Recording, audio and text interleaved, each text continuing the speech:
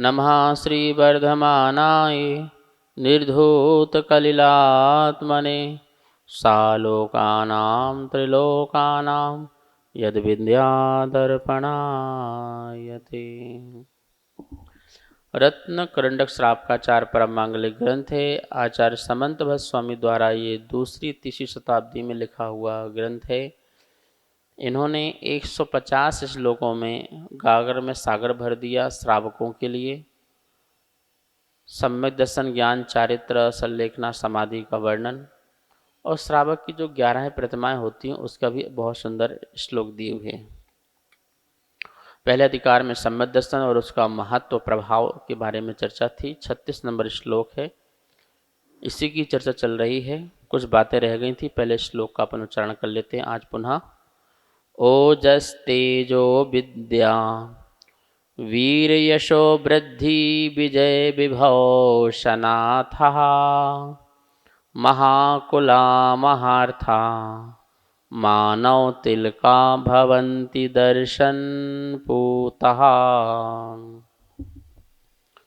जो दर्शन पूत हैं अर्थात सम्यक दर्शन से पवित्र हैं, श्रद्धा से पवित्र हैं, वो जीव में ओज, तेज, विद्या, वीर, यश, वृद्धि, विजय, वैभव से युक्त और महान पुरुषार्थी होते हैं। आज चर्चा करेंगे महाकुला और मानव तिलका। सम्यक दृष्टि महाकुला अर्थात उच्च कुल में उत्पन्न होता है।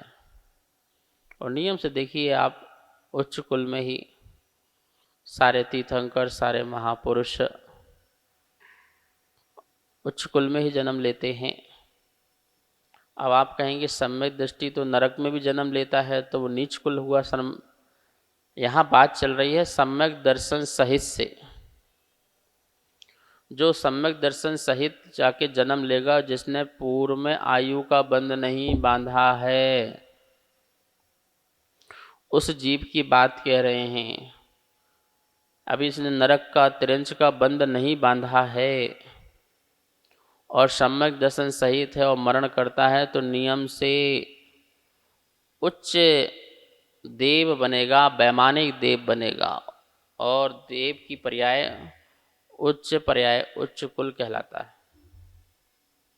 वैसे कुल तो वह कहलाता है जहाँ पर परिवार परंपरा हो, संतान परंपरा हो, वह कुल कहलाता है। माता के पक्ष को जाति कहते हैं और पिता के पक्ष को कुल कहते हैं। पिता के निमित्त से ही पुत्र आदियों की उत्पत्ति होती है, इसलिए वो कुल कहलाता है। और यह सिर्फ संभव जो है त्रियंच और मनुष्य पर्याय में है। नरक में पुत्रों की उत्पत्ति नहीं है, देवों में भी इसकी उत्पत्ति नहीं है, सिर्फ और सिर्फ त्रियंच और मनुष्य पर्याय में है। तो हम सम्यक दर्शन के प्रभाव से त्रियंच पर्याय भी नहीं, मनुष्य पर्याय के कुलों की बात करें। मनुष्य पर्याय में जो उत्तम कुल हैं, उत्तम वंश हैं, उनमें जन्म होना, आदिनाथ के कुल में जन्म होना, शांतिनाथ के कुल में जन्म होना, महावीर के कुल में जन्म होना, ये अपने आप में बहुत बड़ी बात है।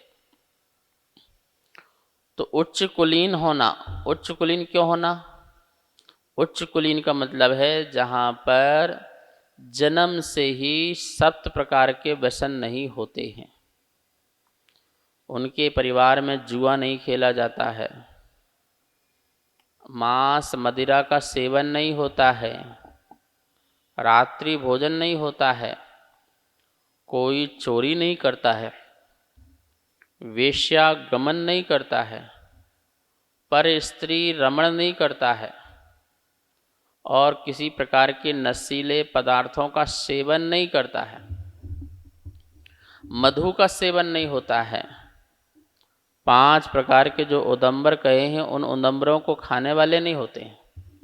जमी कंद का त्याग होता है। ऐसे बुराइयों का त्याग जिस परिवार में होता है उनके होने वाले बच्चों में वही परिणाम रहते हैं। इसका नाम है महाकुला। महाकुल, महान कुल। आप सीधे से ये समझ लीजिए, जिस कुल में मुनि की परंपरा है वो महान कुल है। मुनि बनने की परंपरा जिस परिवार में है, जिस घर में है, उसका नाम महाकुल है। कैसे परंपरा? शास्त्रों में पढ़ो। पिताजी ने राज किया, पुत्र उत्पन्न हुए, युवराज बनाया, फिर उनको महाराज बनाया और अपना सन्यास ले लिया। बैराग धारण किया, सन्यास ले लिया, जंगल चले गए। कहाँ महल कहाँ जंगल। महलों में रहने वाले जंगलों में जाके बस जाते हैं, इसका नाम महाकुल है। महल में पैदा हुए, महल में जियो, महल में ही मर गए, इसका नाम क्या महाकुल है? जिस कुल में मुनि बनने की परंपरा हो।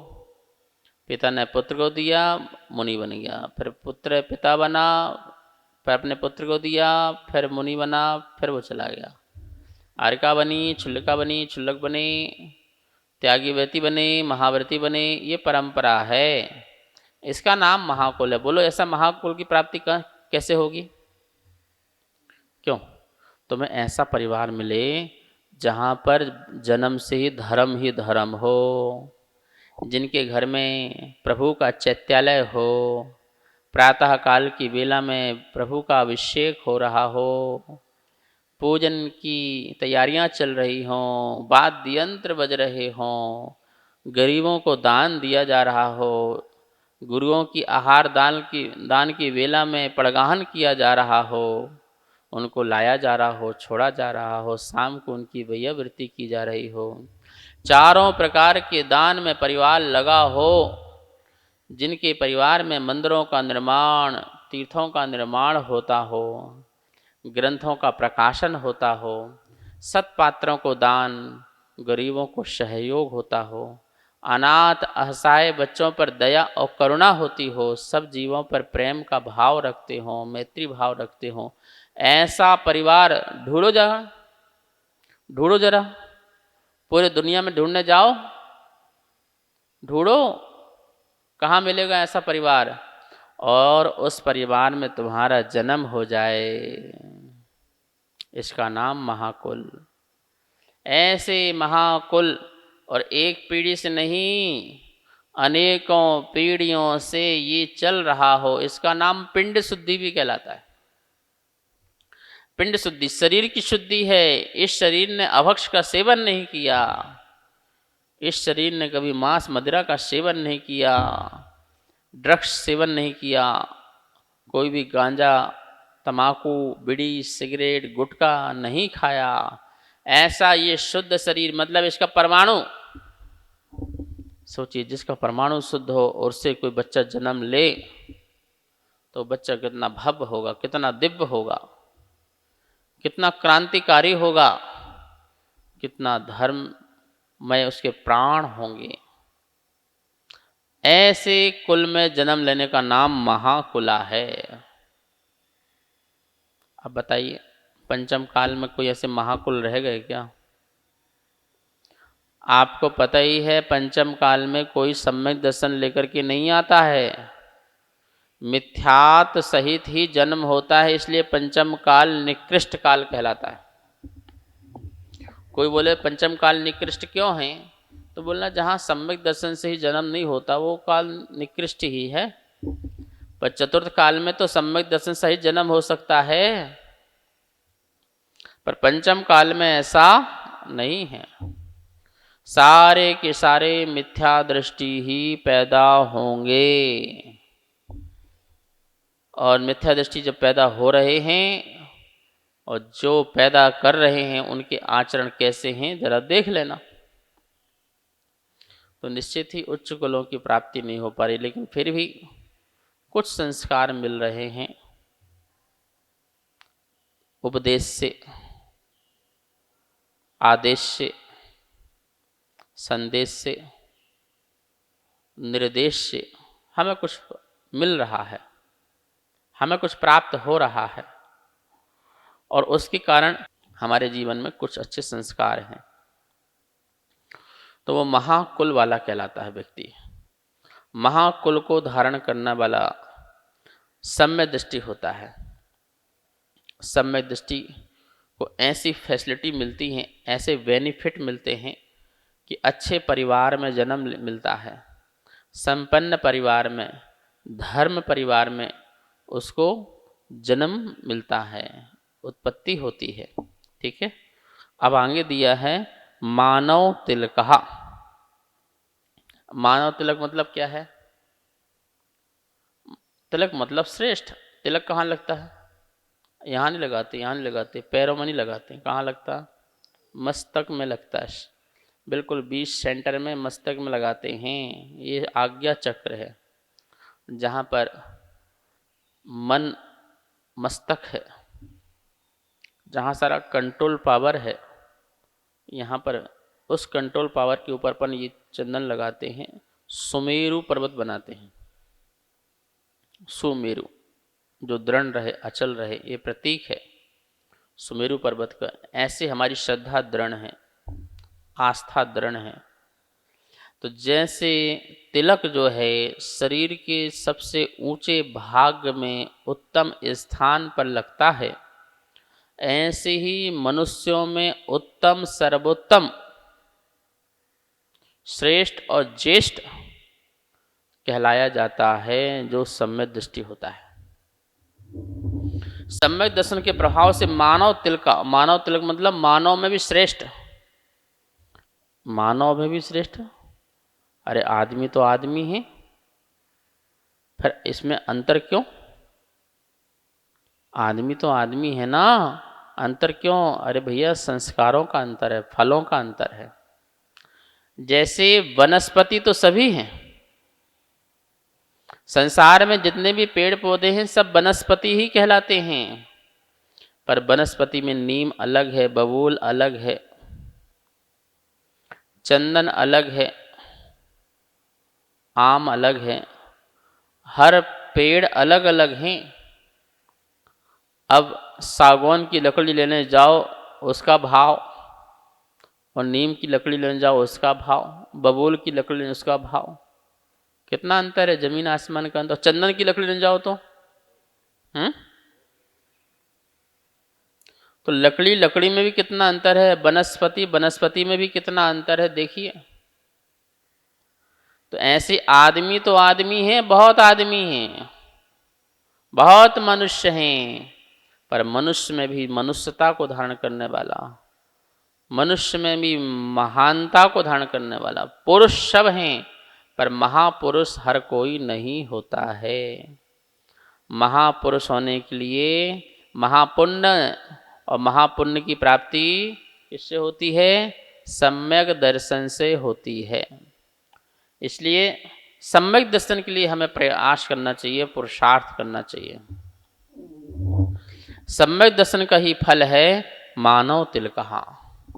मानव में श्रेष्ठ चक्रवर्ती होता है, मानव में श्रेष्ठ तीर्थंकर होता है, मानव में श्रेष्ठ नारायण प्रति नारायण आदि होते हैं, महापुरुष होते हैं। मानव में तिलक हैं ये, वरना भीड़ में आप भी घूम रहे हो, सब घूम रहे हैं, आपको कौन पूछ रहा है, आपको कौन जान रहा है?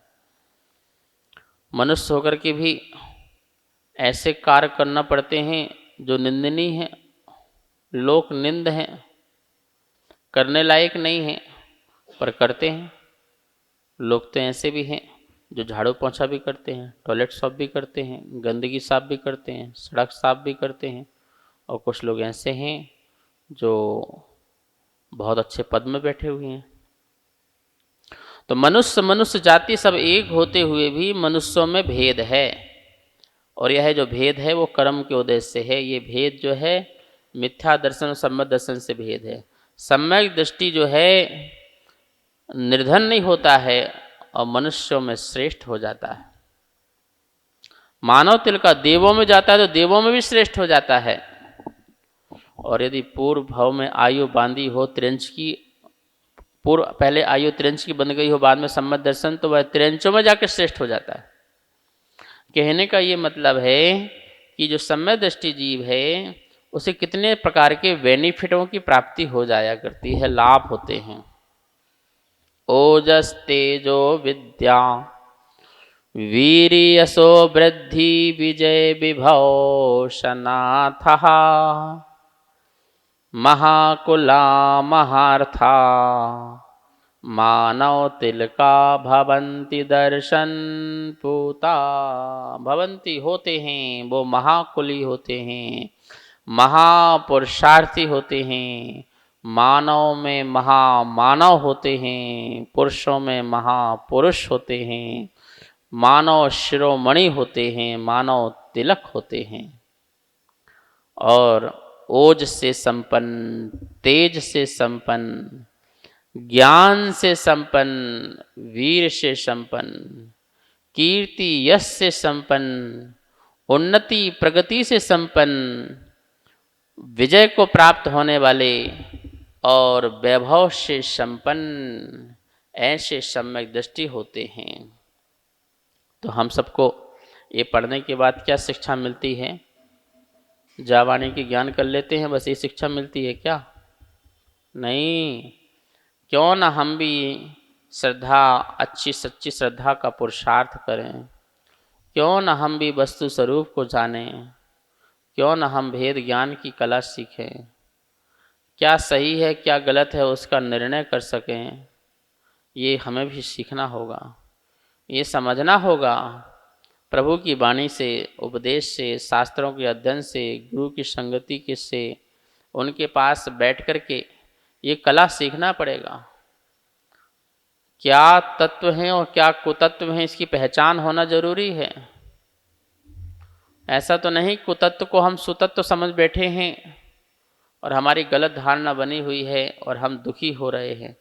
ये जितनी बातें कही हैं, यदि सम्यक दर्शन नहीं है तो विपरीतता है, ये सब नहीं मिलेगा। और नहीं मिलेगा तो दुखी होगे, तुम परेशान होगे, फिर बोलते हम संसार में आए तो हमें कोई, तो हमारा कोई उद्देश्य ही नहीं है, हम तो बेकार हो गए, हमें भगवान के ने ऐसा किया वैसा किया। भगवान को कोसोगे, धर्म को कोसोगे, कर्म को कोसोगे ना। दर्शन पूतः, अपनी श्रद्धा को पवित्र करो, निर्दोष करो, सदोषता हटाओ, निर्दोषता को प्रकट करो और इस सब चीज़ों की प्राप्ति सहज रूप से हमें हो जाएगी। समय हुआ, आइए माँ जनवाणी की स्तुति करते हैं। जा वाणी के ज्ञान से सूजे लोकालो, सो वाणी मस्तक धरूं सदा दे तो हूँ धो। हे जनवाणी भारती तो ही जपो दिन दिन, जो तेरी शरणा धरे सो पावे सुख चैन। सबको बहुत बहुत मंगल आशीर्वाद।